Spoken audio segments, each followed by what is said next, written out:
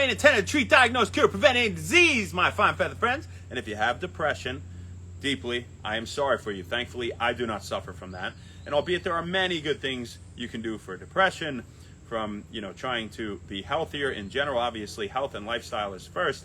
And, maybe exercising more and trying to eat healthier whole foods from nature. What is the best form of exercise for reducing depressive symptoms? I think is a great question. And a recent meta-analysis, a large meta-analysis, just helped to answer that. So long story short, if y'all don't care about the details of the study, here you go. It was a bunch of people with depression. Number one was walking. Walking reduced depressive symptoms to the greatest degree. Number two was aerobic exercise. To differentiate that from walking, because you're like, that is aerobic exercise, Shane. You're saying some stuff that doesn't make any sense. I'm going wellness call you after the video. Well, it's a type of cardio aerobic exercise. They're referring to, things like swimming or jogging or sprinting or biking and whatnot when they say aerobic exercise. So pretty much more intense than walking for the most part. And that was second, which is interesting. And then we'll talk about that at the end here. Number three was yoga.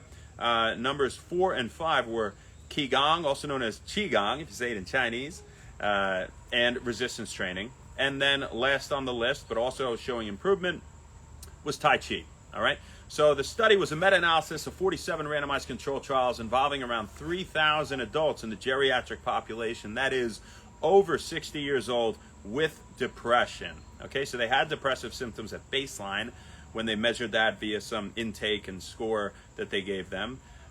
And they wanted to see the effects on depressive symptoms over the course of anywhere from 2 weeks to a half a year with them doing different forms of exercise. They measured the effects of exercise on depression via a Sukra scale. So what the hell is that? It stands for surface under the curve cumulative ranking scale. Hard to remember because nobody knows why it's called that. You can probably find out if you look it up. But what's important is a higher Sukra scale is good in terms of reducing depressive symptoms. So higher Sukra scale, better here, okay? For being less depressed, that is. Now, different forms of exercise, exactly how high do they score on the Sukra scale and decrease depressive symptoms or show improvements? Walking, again, was number one. 81% Sukra, pretty high. Aerobic exercise was 70%. Yoga was 62%, so not all that far behind. Yoga is great. Qigong and resistance training, 57%. And Tai Chi coming in at 56%, so pretty much the same as Qigong or resistance training. But walking was the best, and yoga was third, and we said aerobic exercise was second. But something you should know about yoga is it's just great for your spine, it's great for your body, right? It's great for your mind. And it is a mindfulness technique where you have to pay attention to something and be less stressed and, hopefully help with stress and anxiety and depression, things of that nature, like all mindfulness techniques are supposed to, right? And have been really proven to help do so. But it was number one, if you'll remember, we talked about yoga about a month ago for reducing knee pain in people with knee osteoarthritis. So it does hold the top spot in different studies for different purposes. So this isn't to shit on yoga, coming in at third, right?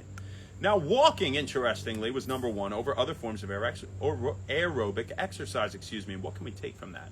Well, maybe these people who were depressed, they just needed to get moving. They were out in nature, maybe. Maybe they were walking on a treadmill. I didn't look at all the specifics in that regard.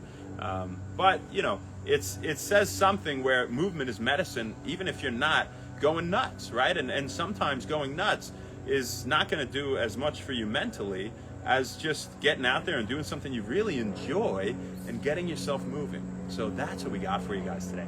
We also have a very special birthday. Lauren Aiello, happy birthday, Lauren. This one is absolutely forever your day in the book of One Wellness, my fine feathered friend. And I'm going to sing to you right now. Happy birthday to you. Happy birthday to you. Fill up my lungs with air. Happy birthday, dear Lauren. Happy birthday to you. So many more. I hope you had an awesome day. I'll talk to you in a second. I think I saw a text quick. You were getting your nails done with Cam. What's up, Cam? Hope you guys are having a great day. Sending all the love from over here. And I hope to see you soon. Enjoy it. Who do we got on here? Will, what's up? Can't shake the feeling. Ski Dots, ass, pretty girl. Vitamin C, vitamin D, zinc, what's up? KC, Daddy, Tommy Reed, Dave, that's the beast from Nice. What's up? Out there killing it this morning on the battlefield, Sawyer. That's what I'm talking about. Cheyenne, how are you? Good to see you on here. And Ed for the win.